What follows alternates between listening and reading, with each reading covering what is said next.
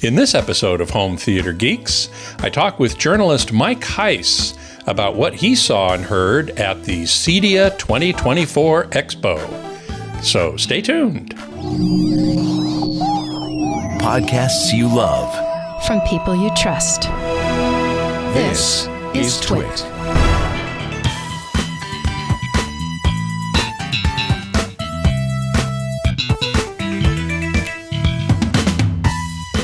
Hey there, Scott Wilkinson here, the Home Theater Geek.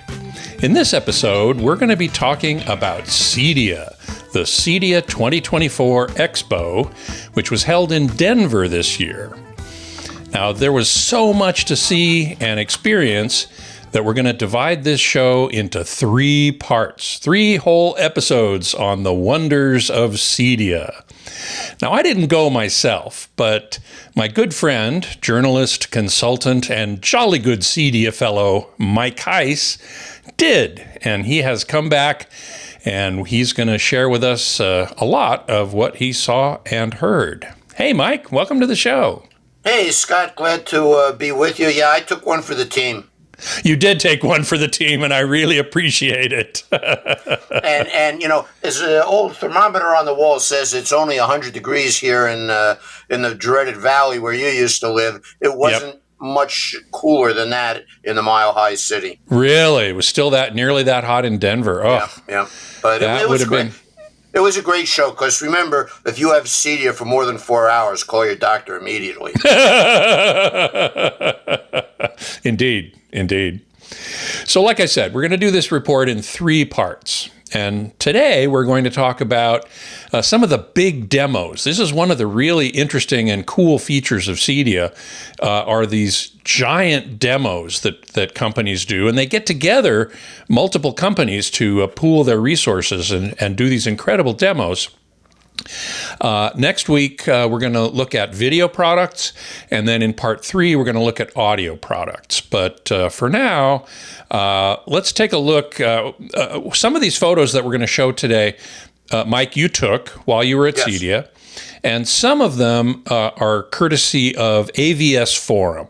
The editor there, Eric Wesley, was kind enough to let me grab some photos from his reporting so that we could show some stuff that, Mike, you might not have seen or didn't get a picture of. So we're going to start with Graphic Zero, which is the show entrance to the Denver Convention Center. And it's really a beautiful convention center, isn't it, Mike? Yeah, and the one shot, I don't know if you got one from right in front of the convention center, sort of 90 degrees off of where you're looking at now. There's what's called the Big Blue Bear, and it's like a 3-story high Big Blue Bear, and that's sort of the landmark. As convention centers go, this is actually, for something like CEDIA, I haven't gotten the attendance figures yet, but for sort of a big, small, mid-sized conventions, Denver is a great town. And you walk 2 blocks up and in the main drag, it's really a great city for something like this. Yeah, I totally agree. The hotels are nearby. There's lots of restaurants and stuff nearby. This show was held, by the way, September 5th through the 8th or something like that. Let me see the calendar. Yeah, education was on the 4th, and the exhibit floor was the 6th through the 7th. It was only 3 days, which is one of the reasons, quite frankly, why I didn't get to see as many things as I'd wanted. Right. Another reason, of course, is that you're a jolly good CEDIA Fellow. Indeed, I am. And you taught, what, 4 classes? I did 2 classes solo, and I did 2 classes with a fellow by the name of Rich Green, who is a longtime CEDIA also fellow, and actually this year's recipient of the Lifetime Achievement Award, which I received in 2020. Wow. Well, congratulations to both of you. Thank you. Yeah. So it was a fun show. Yeah. Sounds great. Okay, so we're going to talk about some of the big demos, and you did manage to see a fair number of those, right? Yes. Oh, indeed. And the first one we're going to look at is Quantum Media Systems, which is a maker of direct view LED screens. Big screens. Big screens. Well, I take that back because they're modules, and it's big when you put them together. So here you've got a 1, 2, 3, 4, 5, 6, 7, 8, 9 by 3, 6, 10, a 9 by 10 array of the modules. And the screen that they had there for this demo was 20 feet wide. Oh, man. It was, I mean, this was multiplex cinema side. And you can, in fact, you can see it says 20 feet, 10 by 8 configuration. And interesting to one of the topics that we don't get to today that we'll get to when we discuss audio is the question of how to do audio for what I used to call until this show direct view LEDs, but now I'm going to call it hard screens, because with things like the 115-inch TCL, which was really, really good, that there's not only direct view LEDs, but there are big flat panel displays, and you can't be punching holes in those to get the center channel through. That's right. I mean, you could do it once, but it doesn't really work too well. And it voids the warranty. To be sure. and these things are not cheap. But there were a number of different approaches for this. And in the quantum media, although it was not an audio demo by any stretch of the imagination, but they used an English company called TPI. And they did what, for the sake of the argument here, we'll call an over-ender. 3 above, 3 below, and there were a whole boatload of subs underneath. And then in the back of the room, there were 2 split arrays systems, and it was it was a big screen in a really, really big room. And it sounded, again, it was more about the video, but it sounded quite good. I was very impressed with what they were able to get out of this in terms of surround placement and center channel. But I guess there are some people that are sync mavens. Barry Sonnenfeld, who is the keynote speaker, amongst other things, said, and he's a cinematographer as well as a director, started as a cinematographer, he says, I've turned into an audio guy because I hate when things are out of sync. With the hard screens, I want the dialogue to come from the middle of the screen. And one of the test points that I use for that is how well the center, was it here, or was it here, or was it kind of here, or was it on the side with phantoms? And some of them were better than others. This one was pretty good. The picture, ask anybody who was at the show, this was by far the best picture for a DV LED. Well, I'm not surprised. I've seen the quantum system as well, and it's stunning, just stunning. And the point you make about where is the center channel coming from, and Quantum decided to put speakers above and below, making a phantom center in the middle of the screen, if you will. Correct. You mentioned to me that other people will put speakers only along the bottom, kind of pointing up. Yes, some of them did them just across the bottom. I didn't see any at the show because most of the big demos used projectors, used standard projectors and perf screens. But I spoke to a bunch of people about it, and the Wisdom, which was in the Sony Wisdom audio, LED, yep, they had across the bottom, and it was tilted just a bit up. But it wasn't that big a room, so they didn't need to do it. Again, this is very, very room dependent. But one of the original installations of direct view LED in cinema, which was in the, now it should rest in peace, the Pacific Theaters in Chatsworth, which is close to JBL's headquarters in Northridge. They originally did over-under, then they did side panels, and then they went to what I call bouncies. And there were no bouncy. Well, everything by definition is a little bit of a bouncy, but that's more for the surround. Anthony, I was about to say Tony, but he slapped me here. Our good friend, Tony Anthony Gramani. Anthony Gramani of Gramani Systems, who I've known for more years than I'm contractually obligated to say, back from when he was at THX in the early days. He had a product called the Sound Projector, which for a variety of reasons he just wasn't able to bring to the show. But that's a true bouncy. Picture a home theater with a projector mounted up there. Take the projector down because you've got a direct view LED, and you mount this big, it kind of looks like a horn array. But whatever it is some Tony's secret sauce, and unfortunately, I wasn't able to hear. I'm going to do a show on that because that's a really innovative, interesting approach to the problem of hard screen sound, center channel in particular. Yep. He basically has a sound projector that projects the sound onto the screen, and then that reflects into the audience, and they hear the center channel coming from the center of the screen. But it's brilliant. There was one other interesting thing about the Quantum Media is they, Ken Hoffman, who's the head of Quantum Media, was talking about they have finally changed the digital cinema, theatrical digital cinema DPI requirement that you can now master at 300 nits. And Quantum Media, JBL, as I love to call them,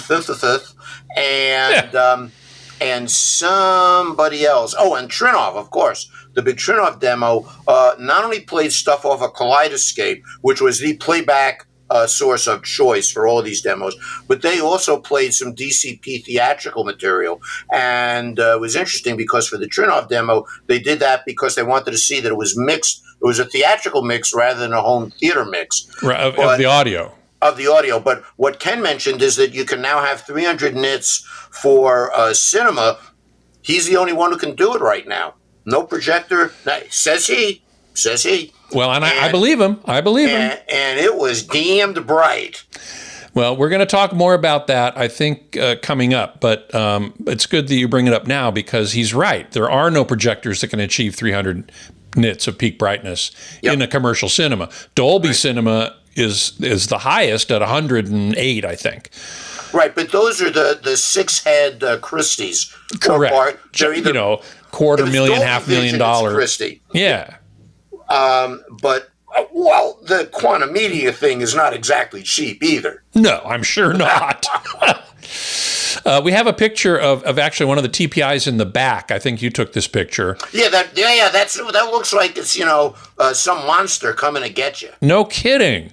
I mean, look at that. I mean, it's got a little nose, and it's got little eyes, and it's got an mouth. And that was in the back of this huge meeting room where the screen was up in the front, and there was one of these on each side. You can see it's next to the door. Yep. And I was kind of sitting in the back of the room, quite frankly, because I sit in the back of the church, if you will. Yeah. But it sounded very good. And the localization wasn't bad in this enormous room with no side speakers. There was one of these in the back left and back right, and then the stuff in the front, and that was it. Wow. And it was beaucoup de SPL.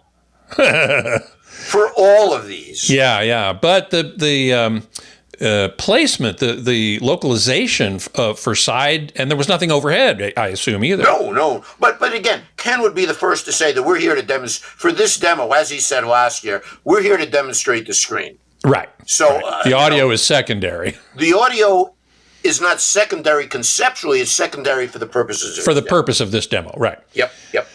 Okay, well, another really big and important demo that I heard about, and I would love for you to tell us about, was a conglomeration of Storm Audio, Ascendo speakers and amps, a Christie projector, Seymour Screen Excellence screen, a Lumagen processor, and Movia seats. and unfortunately, that one I didn't see. Oh! No, man!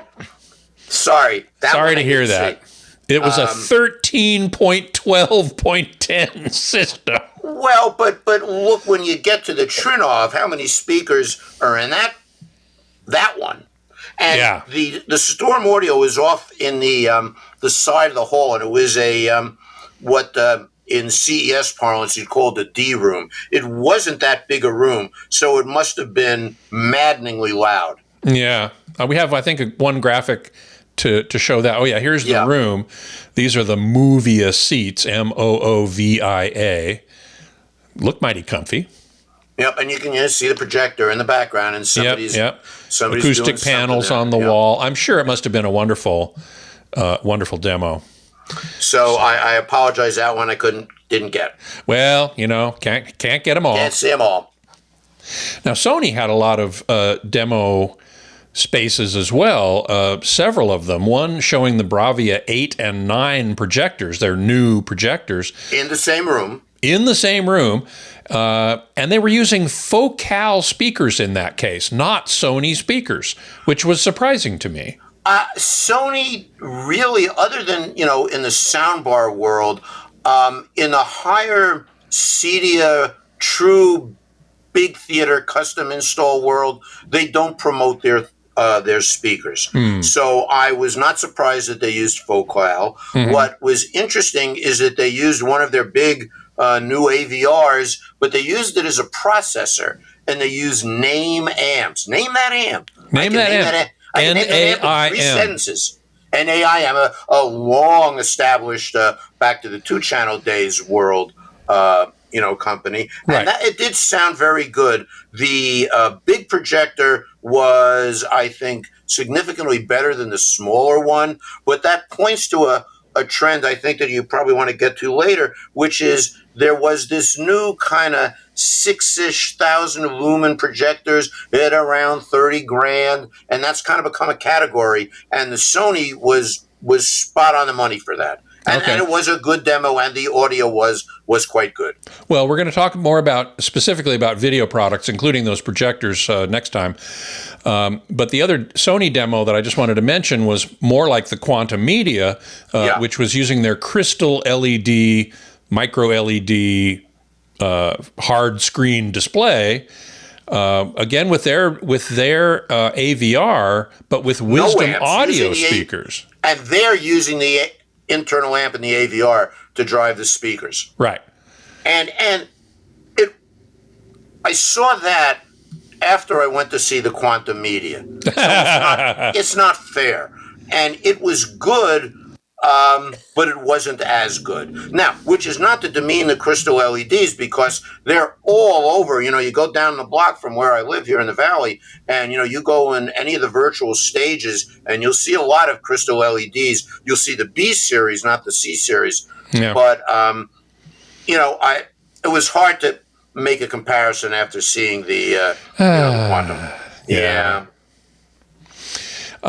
Another really big multi-company demo that I wanted to point out. Really big. Trinov. Yeah. Trinov, it makes cinema processors. Here we see the room being built. And this is really interesting. It was built by an Italian company, Officina Acustica. Yes. Built in Italy, put together, spec'd out, calibrated, put into 2 40-foot ocean containers, shipped to Denver, put together, and then it's going to be taken apart, and they're going to take it back, and I think they're going to install it in Trinov's headquarters in Connecticut. But they said that the cost of doing this, it was $32,000 for the drayage just to get the containers from the dock at the Denver Convention Center into the hall, and then at the end of the show, out. Wow. I mean, that was so, and they made a big thing of saying, we ain't doing this no more. But interesting. Sorry, go ahead. No, it was really, really good, but that's $1 million. That really is $1 million system. It is. I want to say quickly, but the room, it actually is double walled. It has an outer shell and an inner room. The other participants there are the Perliston speakers. I had never even heard of Perliston. Perliston. They're sorry.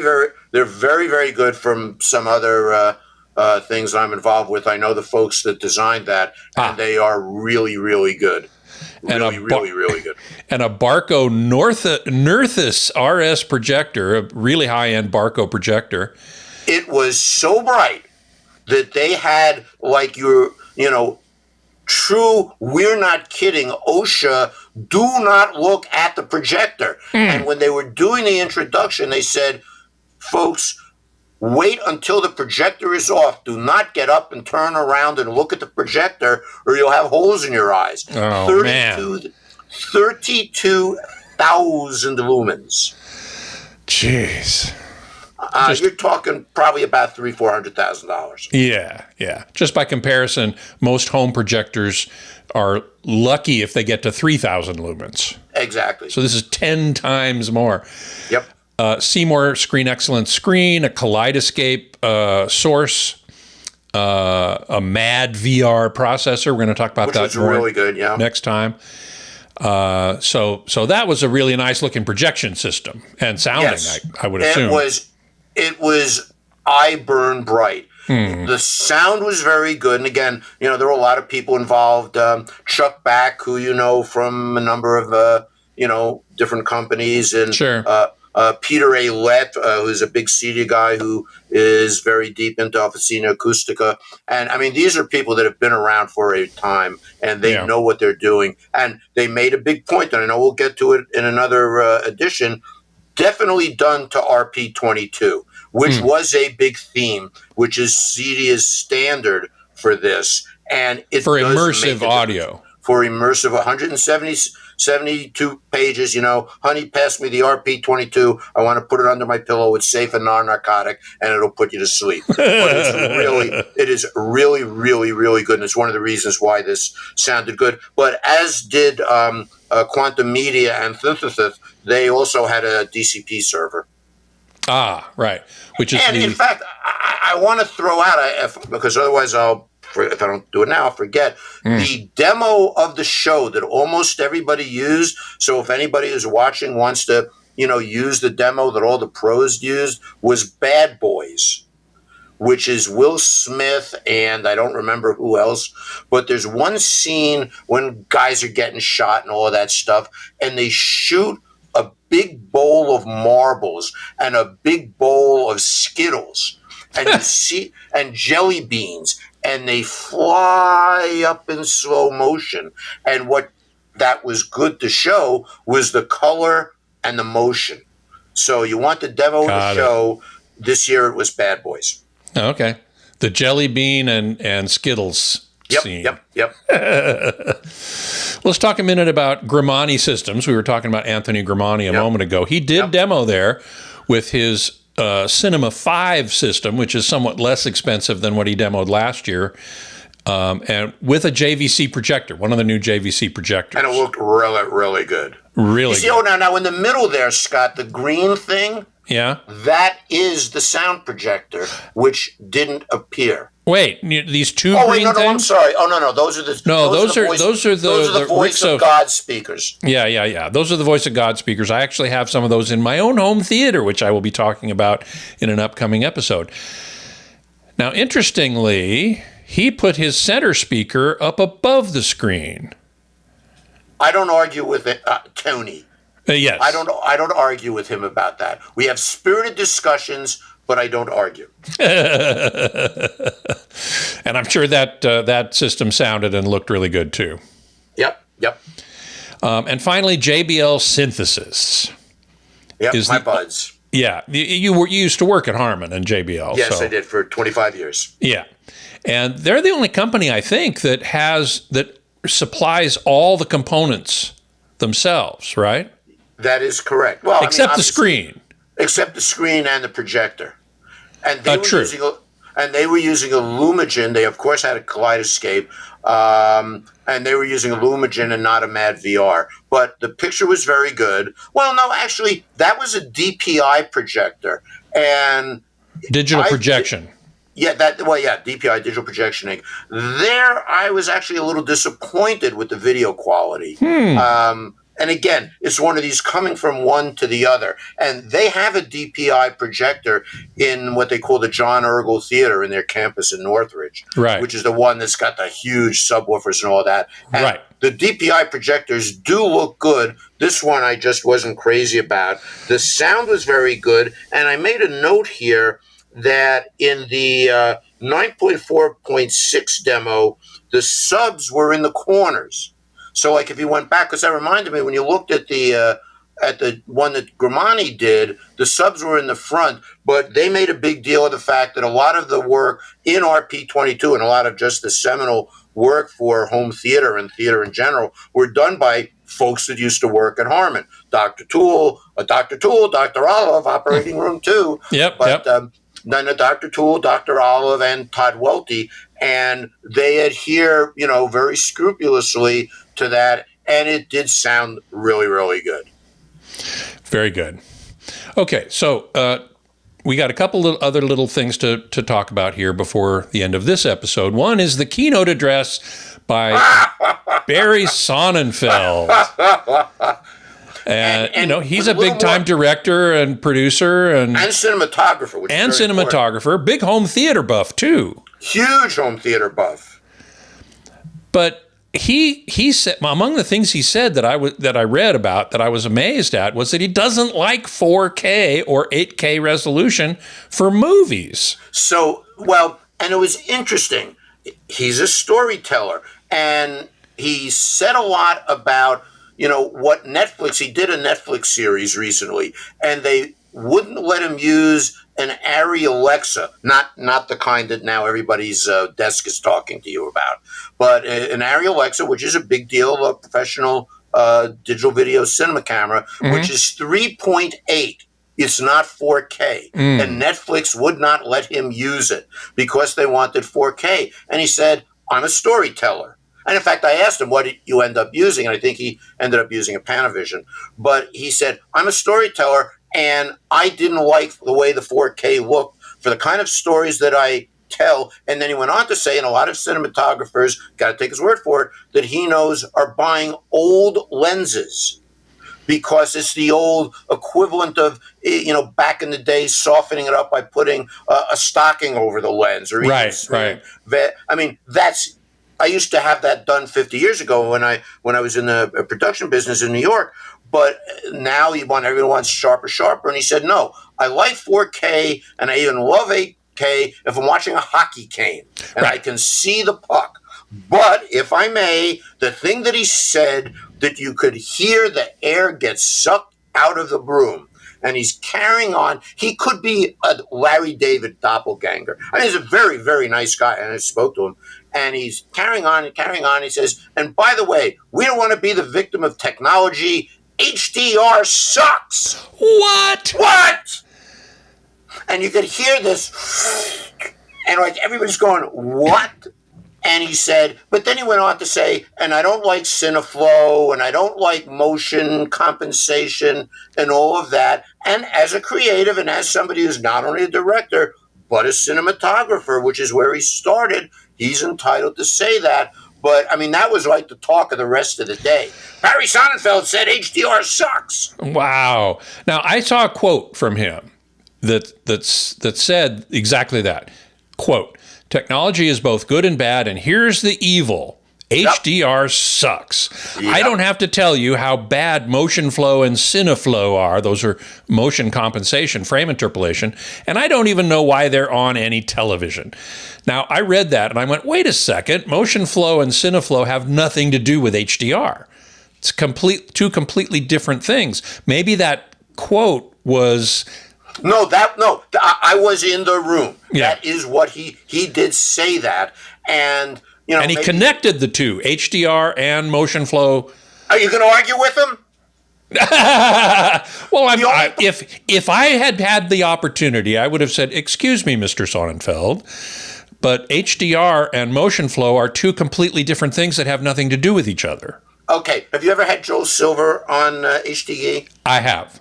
Okay, so Joel Silver was in the room. And, question, yes, you, the guy with the black outfit. I think he shares his wardrobe with Rachel Maddow. I think so too, yes. But he did it first. And he said, Mr. Sonnenfeld, are you sure that, and he honestly said this, are you sure that projector was calibrated?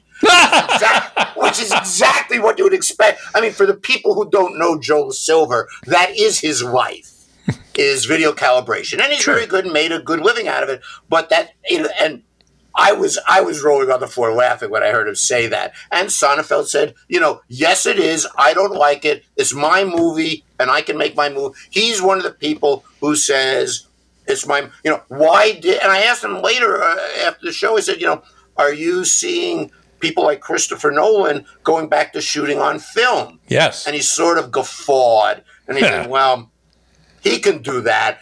Even I don't have the pull to do a 3-hour movie on IMAX and film. So you're going to shoot them. The moral of all of this, stuff is shoot it on video, but do it right. And the other thing that he said, which was very interesting, is as somebody who started out in the business as a cinematographer, and he said, and I become an audio nut because I hate stuff that's out of sync. And he must be driving those sound mixers bonkers. And in fact, he said he did.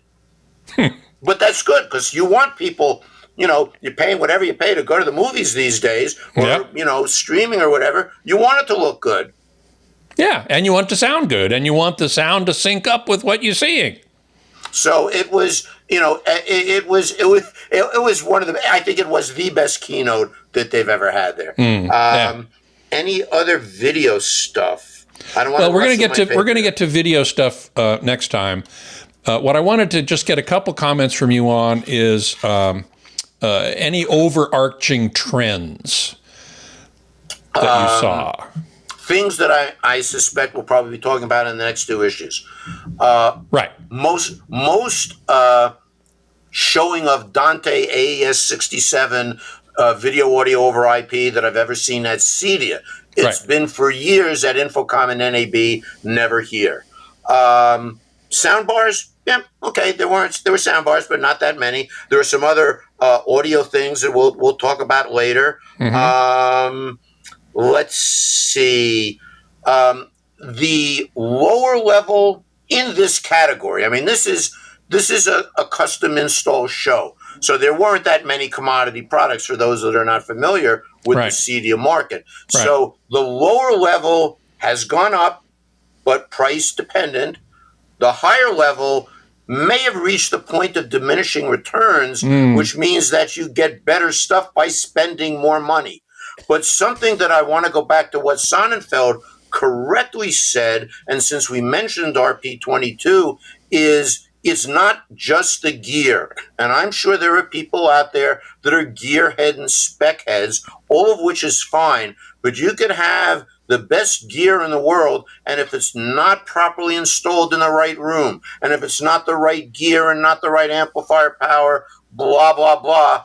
And not the right acoustic environment in the room. Well, but it's interesting. Peter A. Led, again, a big CEDIA guy, is a good buddy of mine, and very much part of Aficionado Acustica. He said, there's no room correction in this room, in the Trinov demo. Right. And people said, and why is that, Peter? And he said, because there was nothing to fix. We did the room right, so there was nothing to correct. And you got to take a step back and say, interesting. And that sort of lines up with some of the comments that Barry Sonnenfeld said. There were more Class D amps. There weren't any smart speakers. There were more than I expected. The hidden speakers, that you can plaster over in the wall kind of things. Completely invisible speakers, yeah. And do you want to talk about my hit of the show now, or do you want to leave that to the last episode? The one that involves wearables, things that you wear. Okay, sure. Go for it. What was the hit of the show? What was the hit of the show, Mike? I'm glad you asked. The laundry jet. Oh. Which has nothing to do with home theater. This what? Is Home Laundry Geeks.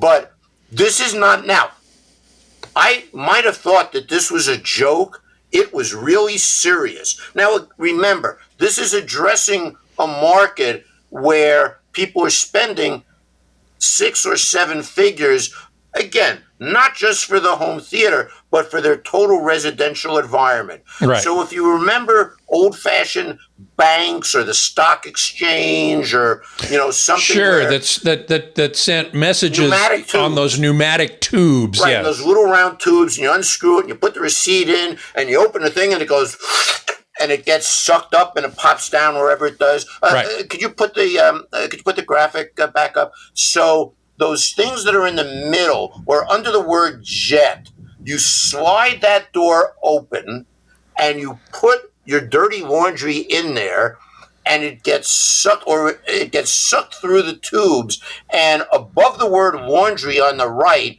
it lands in there, and the door opens, and they had just done a demo when I took this picture, and you can see there's the dirty laundry on the floor. On the floor. Well, theoretically, there's a laundry basket there, but Okay, it's the world's first powered orange juice shoot. What the heck? Man, if you can afford it, have at it.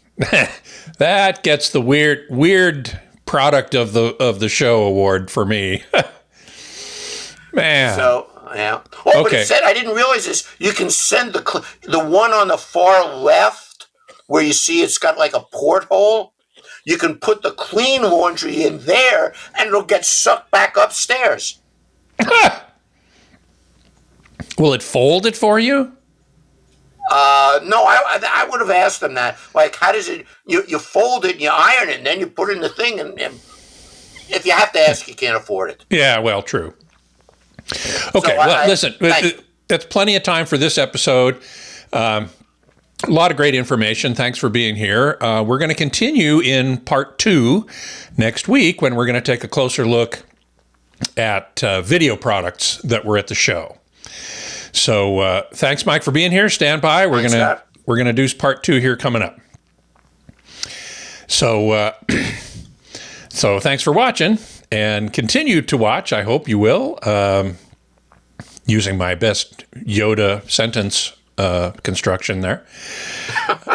I still would like to remind you that I do answer listener questions and love to get them from you. All you have to do is email them to htg@twit.tv.